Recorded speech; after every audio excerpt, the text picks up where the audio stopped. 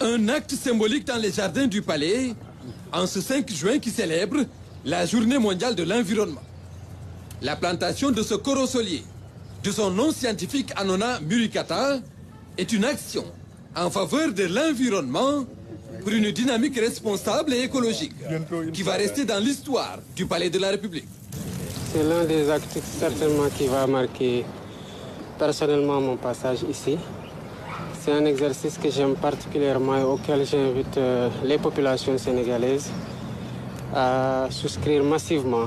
Les défis environnementaux que nous avons aujourd'hui nous commandent à une réaction vigoureuse, communautaire et permanente pour renverser la situation. On parle beaucoup de changement climatique.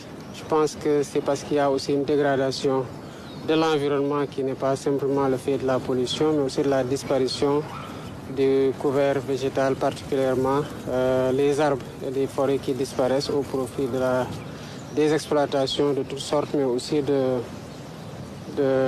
l'habitat. L'acte vise également à sensibiliser les Sénégalais sur les questions essentielles de la protection de l'environnement et ses conséquences sur la qualité de vie des populations et la survie de notre planète. Le chef de l'État invite à une prise d'initiative pour répondre aux défis urgents relatifs au changement climatique. Cet acte symbolique est aussi un appel à une vaste campagne de reboisement, particulièrement pendant l'hivernage. Dans certaines zones, ça s'est déjà installé.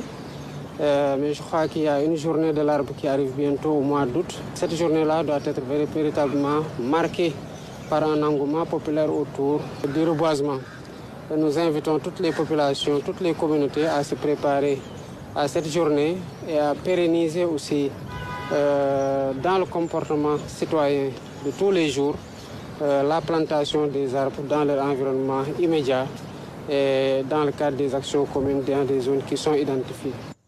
Une campagne de sensibilisation et d'action sur l'écologie et la restauration de notre couvert végétal. C'est à ce prix seulement qu'on réussira à rendre notre environnement beaucoup plus agréable et à lutter de façon plus efficace contre les changements climatiques qui nous affectent tous d'une façon ou d'une autre et dont les conséquences à moyen ou long terme ne sont pas pour le moment calculables, mais on en ressent déjà les effets drastiques à travers l'avancée de la mer et la compromission de beaucoup d'activités génératrices de revenus.